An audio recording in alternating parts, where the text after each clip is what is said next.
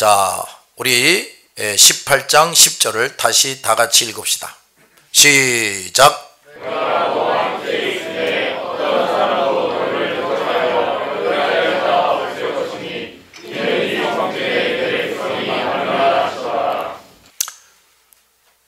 주님은 또 아주 중요한 말씀을 바울에게 해주십니다. 이 성중에 내 백성이 많기 때문이다. 바울이 고린도에서는 빌립보에서처럼 큰 고난을 당하지 않았는데 그 이유가 뭐냐? 그 성에 예수 그리스도를 믿고 구원받을 사람들, 하나님의 백성이 될 사람이 많기 때문이라는 겁니다. 이 성중에는 내 전도를 받아 나를 믿고 내 백성이 될 사람들이 많기 때문에 내가 1년 6개월 동안 이 성에 머물며 그들에게 계속 전도하는 것을 누구도 막지 못하게 하겠다. 또 너는 조금도 두려워하지 말고 조용히 하지 말고 계속해서 말해라 하시는 겁니다. 바울이 그것을 마음껏 충분히 할 수 있도록 하나님께서 함께 하시고 특별하게 보살펴 주실 것이라고 말씀해 주신 거예요. 자, 11절 다시 봅시다. 시작.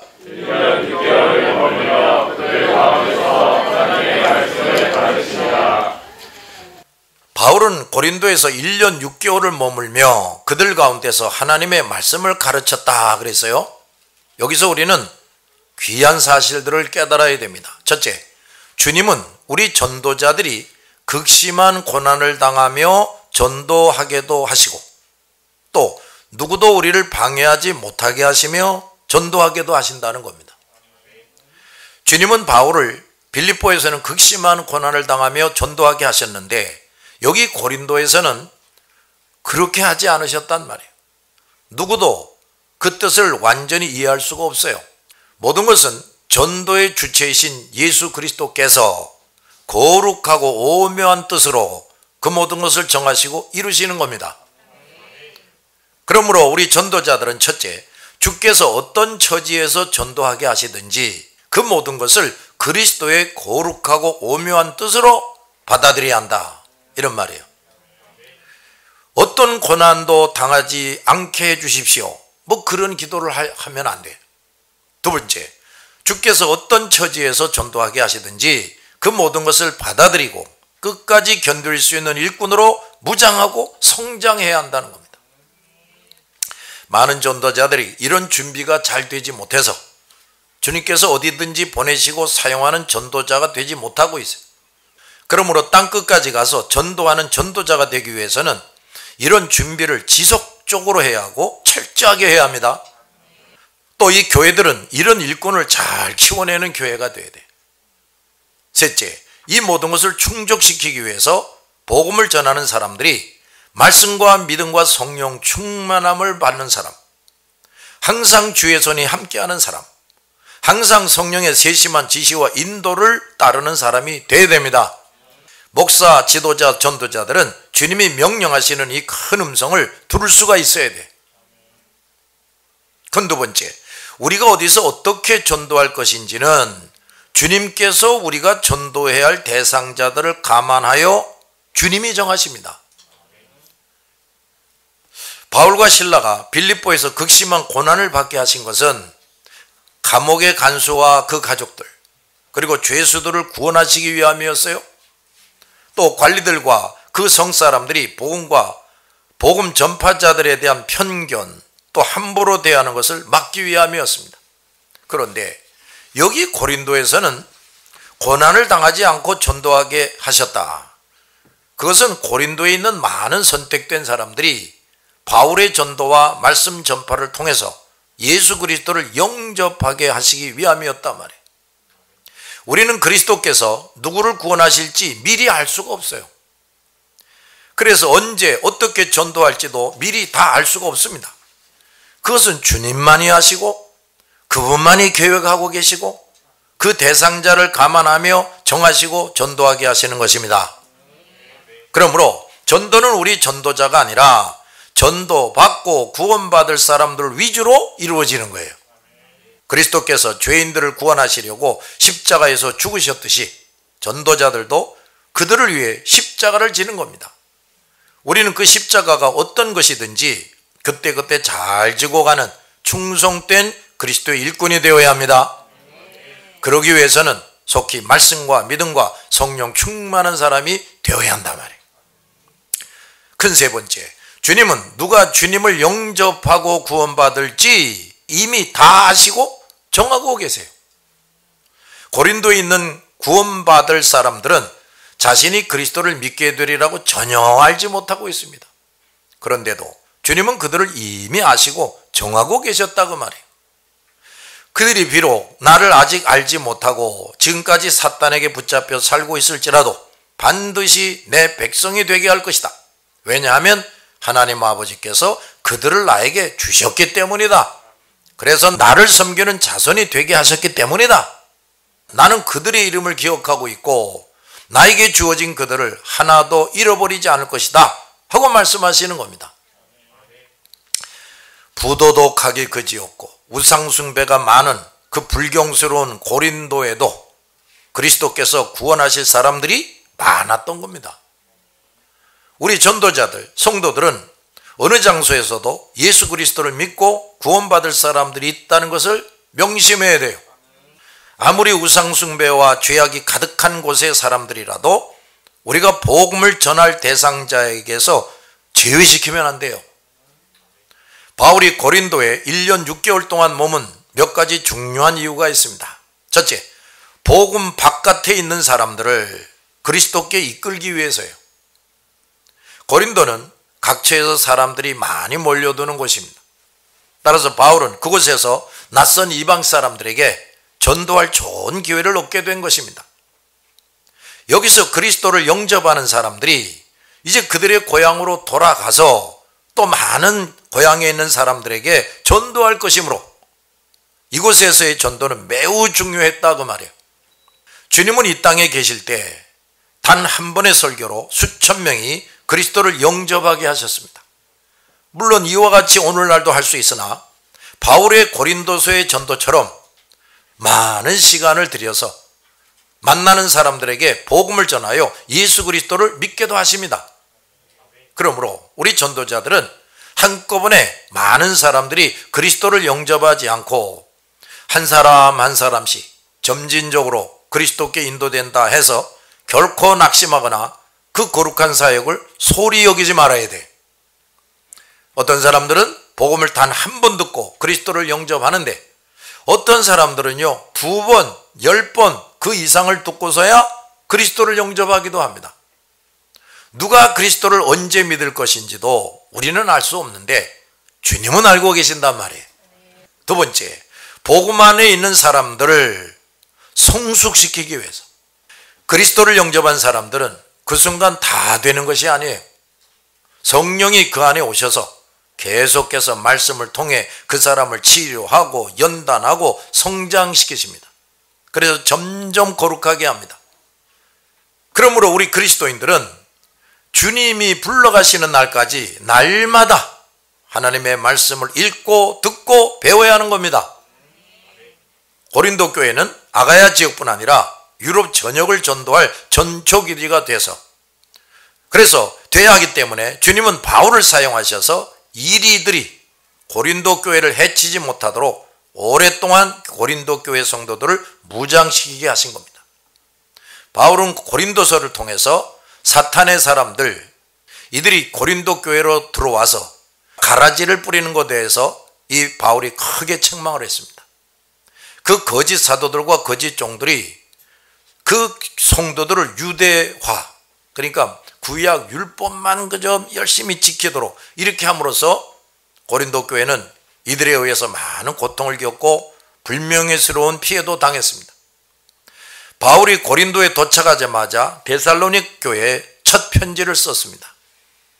거기서도 바울은 이 약한 자들을 이들을 책망하고 그들에게 미혹당하지 말 것을 강하게 권면했어요. 바울은 성령의 지시와 인도를 받아 이런 악한 자들이 바울이 땀 흘려 세운 그리스도의 교회를 유린하게 될 것을 알았고 이에 대비해서 고린도 교회에 오래 머물면서 하나님의 말씀을 자세하게 가르치며 성도들을 훈련하고 무장시킨 겁니다.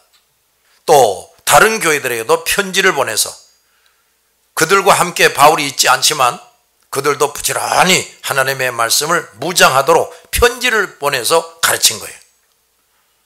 우리 모든 성도들, 특히 목사들과 지도자들과 전도자들도 지금 내가 몸담고 있고 상대하고 있는 교회와 성도들 뿐만 아니라 다른 곳에 있는 성도들, 다른 교회들에 대해서도 신경 쓰고 그들을 위해서도 어떤 형태로든지 하나님의 말씀으로 가르치는 일, 날마다 기도하는 일을 열심히 해야 합니다. 우리는 이런 일을 위해서도 시간을 써야 하므로 바쁠 수밖에 없어요. 그런데 그다지 중요하지 않은 일들 때문에 시간을 다 낭비하거나 가까이에 있는 성도들과 교육자들끼리만 시간을 다 보내서는 안 되는 겁니다. 그런 사람들을 성경에서는 뭐라고 그러느냐? 어린아이 신자라고 그래요. 어린아이 신자들. 12절을 봅시다. 시작.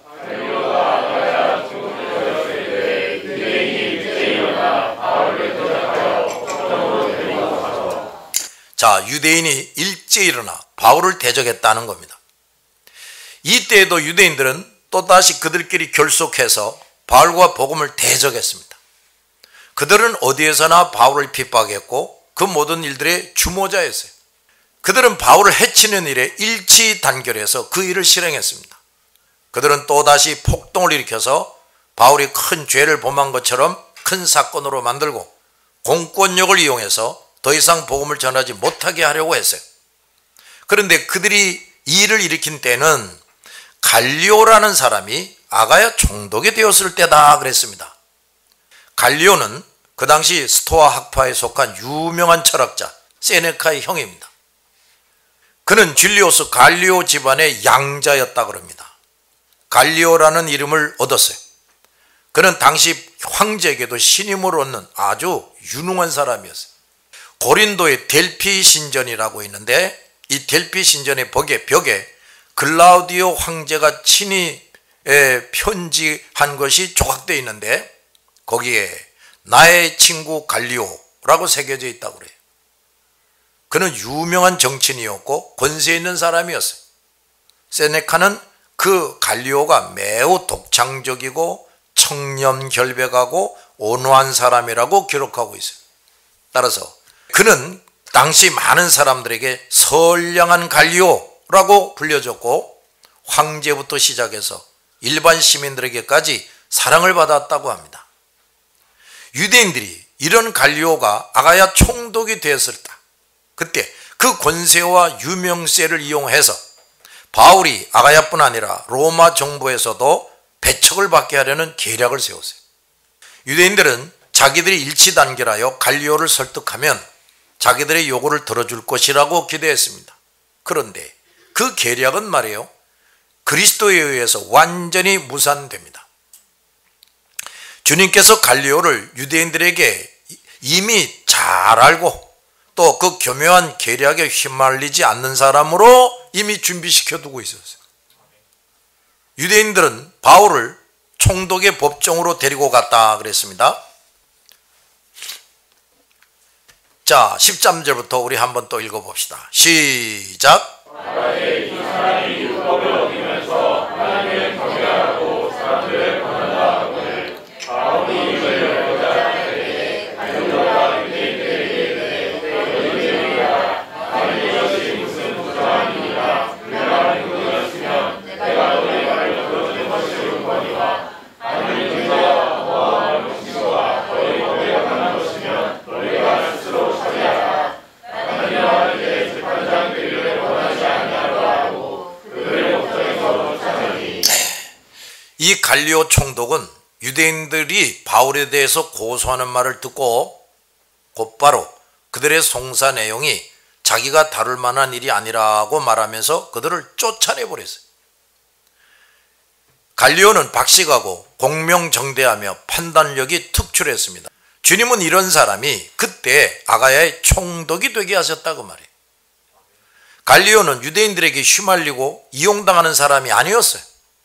만약 당시 로마 황제에게 신임받던 그가 바울과 복음에 대해 유죄 판결을 내리고 감옥에 가뒀다면 바울이 그 혐의를 벗는 방법으로 어쩔 수 없이 로마 황제에게 호소하는 수밖에 없어요. 그렇게 되면 바울은 더 이상 다른 곳에 가서 복음을 전할 수가 없단 말이에요.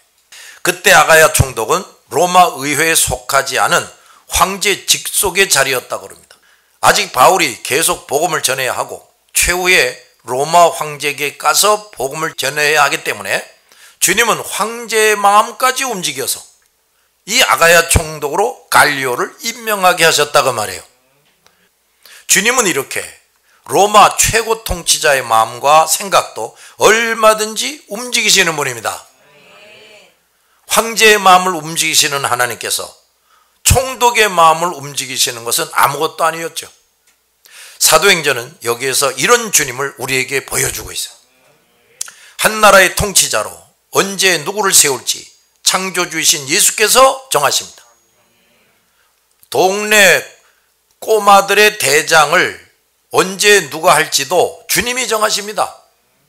우주 만물이 지금처럼 조성되고 질서정연하게 움직이게 하시는 주님은 그 안에 존재하는 모든 생명체와 비생명체의 생성과 성장과 소멸을 주장하십니다.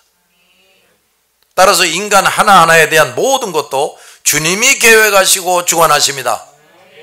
주님은 이때 이렇게 바울과 복음을 방어하게 하시려고 갈리오를 준비시킨 것입니다.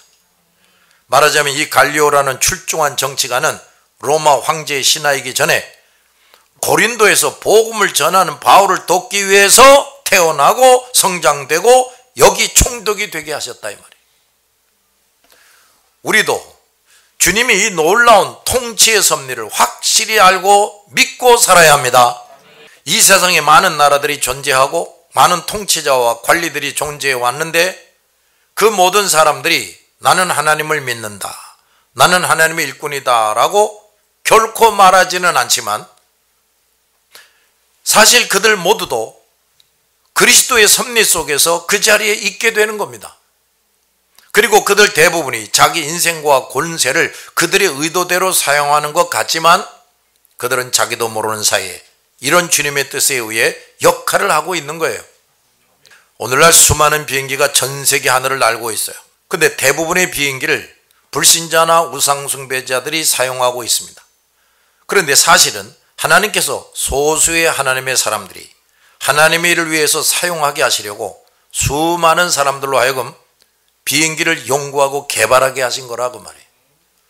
우리 하나님의 사람들, 전도자들은 비행기를 만들기 위해서 연구소에서 밤새워 실험하지 않습니다. 우리는 물건들을 만들고 건물을 짓느라고 정력을 다 쓸 수가 없어요. 그러한 일들에 일일이 관여할 필요도 없습니다. 이런 일은 세상에 속한 사람들이 주님이 허용한 생애 기간 속에서 주님이 주신 지혜와 지식을 사용해서 만들게 하시는 거예요. 우리는 그들이 힘쓰고 애써서 만든 것들을 하나님의 일을 위해 사용하기만 하면 되는 겁니다. 이 세상에 현존하는 모든 것이 다 마찬가지입니다. 많은 기계와 기술과 물건과 건물들, 시설물들이 대부분 절대 다수인 불신자와 우상 숭배자들이 소유하고 사용하고 있고 우리는 그 일부만을 가끔씩 사용하고 있지만 그 모든 것은 불신자 우상 숭배자들을 위한 것이 아니라 우리 하나님의 사람들이 하나님의 뜻을 이루는 일을 하게 하시려고 주님의 허용 가운데서 그 모든 것들을 만들고 발전되게 하고 유익이 되게 하시는 겁니다. 그런데 이런 사실을 아는 사람은 성경을 보고 깨닫는 소수의 하나님의 사람들 뿐이에요. 우리 성도들과 하나님의 일꾼들은 이런 사실들을 잘 기억해야 합니다. 우리가 하나님께 부르심을 받고 명령을 받아서 하나님의 일을 할 때 현존하는 모든 것을 주님의 뜻에 따라 얼마든지 사용할 수 있다. 이걸 딱 믿어야 돼요. 그러므로 주님께서 허락하시고 명령하시기만 하면 사람이든 물질이든 얼마든지 우리가 사용할 수 있습니다. 모든 것은 주님의 거룩한 뜻과 허용하심 가운데 존재하고 그 모든 것의 주인은 사람들이 아니라 주님이시다 그 말이에요. 우리가 인위적으로 그것들을 내 것으로 만들려고 애쓰고 싸울 필요도 없어요. 그 모든 것은 우리의 생존과 그리스도께 받은 사명 수행을 위해 주님께서 그 창고에 준비해 두신 겁니다. 우리가 주님이 보시기에 합당한 자가 되고 주님께서 신임하시고 함께하는 사람이 되기만 하면 그리스도의 손에 있는 것들을 얼마든지 그리스도에 의해서 제공받고 사용할 수 있다. 분명히 믿으시기 바랍니다. 우리 하나님의 일꾼들은 이런 주님을 제대로 알고 섬기고 일을 해야 돼요. 주님을 너무 모르고 알아도 믿지 못함으로 쓸데없이 근심하고 걱정하고 사람의 노력과 힘으로 무엇을 더 가지고 누리려고 애를 씁니다. 우리 목사들, 전도자들은 이런 주님을 더욱더 세심히 충분히 알 수 있는 통찰력과 성경을 깊이 보는 눈을 주님께 받아야 돼요. 그래서 이 놀라우신 주님을 끊임없이 자세하게 교회 안팎의 사람들에게 말해줘야 됩니다. 우리는 주님만을 전적으로 의지해야 합니다. 유대인들은 이 사람이 율법을 어기면서 하나님을 경외하라고 사람들을 권한다 하고 고소를 했어요. 바울은 예수께서 이 땅에 오신 이후 예수 그리스도를 믿는 자들에게는 율법의 가르침대로 할례받는 것과 제사의식을 할 필요가 없다고 가르쳤어요. 그러나 이것은 율법을 폐기한 것이 아니라 할례는 세례로, 각종 제사의식은 예배와 감사와 찬송으로 드려지게 된 것입니다. 바울과 전도자들은 주님에 의한 완성에 대해서 전파했는데 그 유대인들은 바울이 율법 전체를 어기도록 가르친다고 모함을 한 겁니다. 사탄에게 사로잡힌 자들은 언제나 사실이 아닌 말과 모함하는 말, 과장된 진실하지 않은 수단을 사용합니다. 그러므로 그런 그들의 행위는 하나님과 복음과 진리와 신실하게 하나님을 섬기고 그것을 말하는 사람들을 대적하고 방해하는 것이므로 그들은 불신자 우상 숭배자들의 어떤 죄보다도 더 큰 죄를 범하고 있는 겁니다. 이런 사람들은 결국 그들의 조종자인 사탄과 함께 반드시 실패하고 심판을 받게 돼. 14절 뒷부분을 더 잘 번역하면 고소하는 것이 어떤 범죄나 나쁜 행동에 관한 것이라면 내가 너희 말을 들어주는 것이 좋을 것이다 입니다. 이 갈리오는 분별력이 있고 판단력이 우수한 사람이었어요.